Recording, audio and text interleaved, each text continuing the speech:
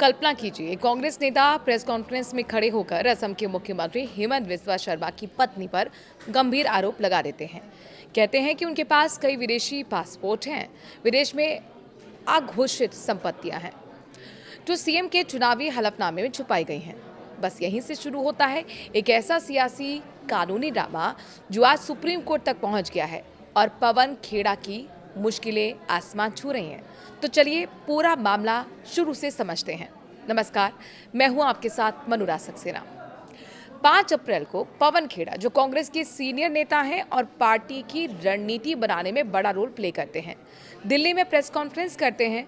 वहां उन्होंने हेमंत बिस्वा शर्मा की पत्नी रिनिका भुइया शर्मा पर आरोप लगाया कि उनके पास कई विदेशी पासपोर्ट हैं और कुछ संपत्तियां ऐसी हैं जो सीएम साहब के चुनावी हलफनामे में नहीं बताई गई हैं। खेड़ा का कहना था कि ये सब गलत है, पारदर्शिता नहीं है। अब असम सरकार को ये बिल्कुल पसंद नहीं आया। उन्होंने इसे मानहानि, जालसाजी और आपराधिक साजिश मान लिया। तुरंत गुवाहाटी क्राइम ब्रांच में पवन खेड़ा के खिलाफ एफआईआर दर्ज कर ली गई। एफआईआर में भारतीय न्याय संहिता यानी कि बीएनएस की कई धाराएं लगाई गई। डिफेमेशन यानी कि मानहानि, फोर्जरी यानी कि जालसाजी और क्रिमिनल कॉन्स्पिरेसी यानी कि आपराधिक षड्यंत्र।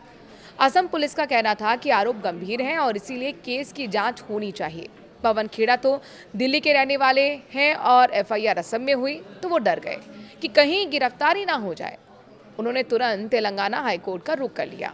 10 अप्रैल 2026 को तेलंगाना हाईकोर्ट ने उन्हें 1 हफ्ते की ट्रांजिट अग्रिम जमानत दे दी। मतलब साफ था कि 1 हफ्ते के लिए सुरक्षा मिल गई ताकि वे असम जा सकें और वहां की कोर्ट में नियमित जमानत के लिए अप्लाई कर सकें। जस्टिस के सुजाना की बेंच ने ये राहत दी, लेकिन असम सरकार को ये बिल्कुल नहीं जचा।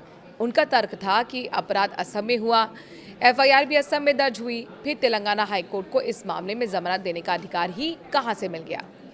वे कहते हैं कि पवन खेड़ा दिल्ली के रहने वाले हैं, तेलंगाना से उनका कोई कनेक्शन नहीं, इसलिए वहां जाकर राहत मांगना गलत है। असम सरकार ने फैसला किया कि इसको सुप्रीम कोर्ट में चैलेंज करेंगे।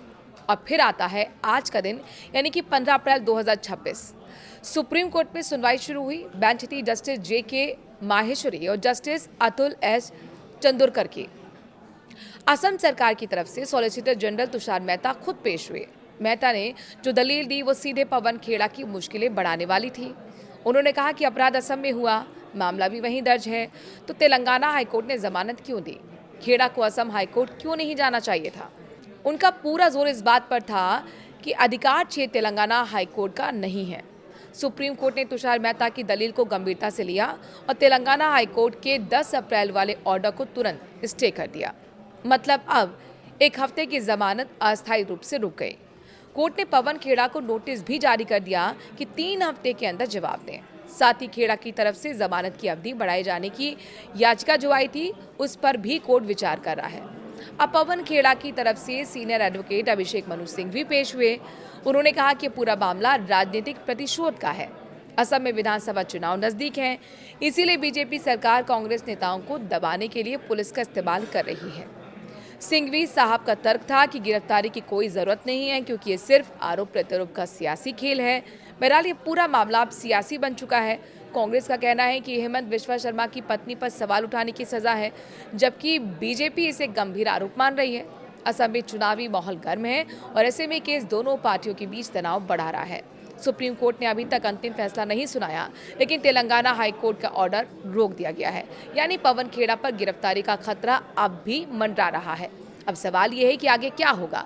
3 हफ्ते बाद खेड़ा जवाब देंगे, फिर सुनवाई होगी। अगर सुप्रीम कोर्ट असम सरकार के पक्ष में फैसला देता है तो खेड़ा को असम हाईकोर्ट जाना पड़ेगा, लेकिन अगर खेड़ा की तरफ से मजबूत दलीलें चली तो राहत मिल सकती है।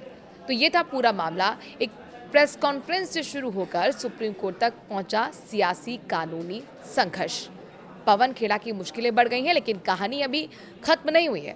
अगर आपको लगता है कि राजनीतिक बदला है या फिर कानूनी प्रक्रिया, तो कमेंट में ज़रूर बताइए।